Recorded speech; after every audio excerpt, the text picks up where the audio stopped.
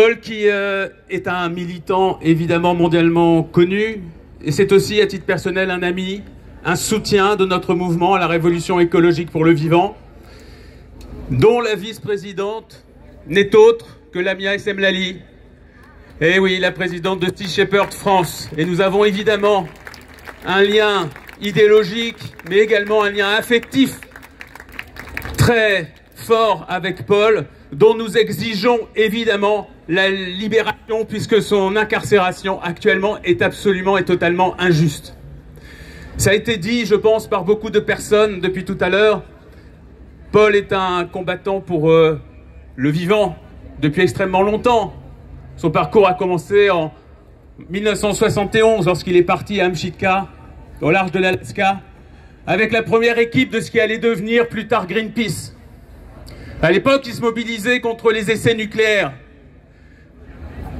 Les baleines, le combat pour les baleines, celui qui lui vaut aujourd'hui d'être mis en danger, de risquer peut-être de finir sa vie en prison, son combat pour les baleines, il est venu un petit peu plus tard, en 1975, lors de la première expédition avec la même équipe, Greenpeace, pour aller s'opposer déjà à des baleiniers en 1975. Et il raconte que c'est lors de cette mission qu'il s'est retrouvé confronté au regard d'un cachalot qui venait d'être harponné. Un cachalot qui comprenait qu'il allait mourir.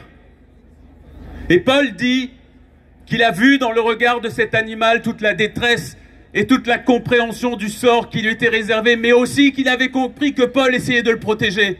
Et il dit, ce jour-là, ma vie a changé. Et c'est ce qui a déterminé la suite de mon existence. Car Paul, on le dit trop peu, est aussi un antispéciste.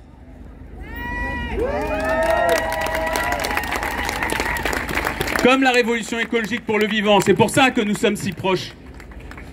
L'antispécisme, je rappelle, c'est un courant de pensée qui est en train de s'étendre et qui doit devenir de plus en plus important, et qui consiste à dire qu'on ne peut pas discriminer un individu en raison de son espèce. Et c'est exactement le message que Paul veut nous faire porter. Il ne veut pas simplement défendre les baleines, il a également défendu, vous le savez très bien, les blanchons. Il a été absolument révolutionnaire pour porter le combat pour les droits des animaux lorsqu'il nous alerte à la fin des années 70, lorsqu'il va sur la banquise canadienne pour défendre ce qu'on va appeler ensuite les bébés phoques, combat qui a fait rire beaucoup de gens, alors que c'est un combat essentiel déjà à l'époque. Il révolutionne complètement notre perception de notre rapport aux animaux sensibles. Paul est un révolutionnaire et c'est pour ça qu'il est emprisonné aujourd'hui, parce qu'il fait peur. Parce qu'il met en danger toutes les certitudes capitalistiques, toutes les certitudes d'exploitation, parce qu'il nous demande de repenser notre rapport à l'autre, quel qu'il soit. Et Paul, le message qu'il nous porte est celui-ci. Chaque être vivant sensible sur cette planète a le droit d'exister pour lui-même. Il a une valeur intrinsèque.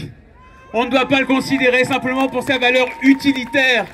C'est ça l'antispécisme. Paul a toujours eu le courage de ses opinions. C'est ce qui lui vaut aujourd'hui d'être emprisonné. Il a toujours considéré aussi que la lutte nécessitait de prendre des risques. Bien sûr, il l'a dit. Est-ce que vous êtes prêts à risquer votre vie pour sauver une baleine? Est-ce que vous êtes prêts à faire? Est-ce qu'il faut le faire? Certains disent, mais comment hostile? Comment hostile? C'est de l'écoterrorisme, déjà, ce fameux mot qui nous est jeté à la figure pour nous discréditer, nous, les militants du vivant. Mais il dit, on voit bien des hommes mourir pour des drapeaux, pour des religions. Mais alors, on ne peut pas plutôt mourir pour des êtres vivants sensibles qu'on veut protéger?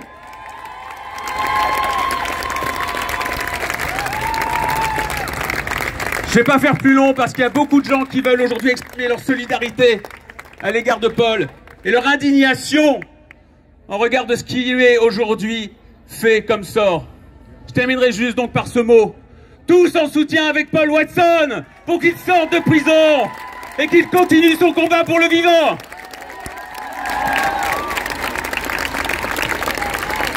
Merci beaucoup. Merci Émeric Caron. C'était Émeric Caron. Oh là, attention la marche.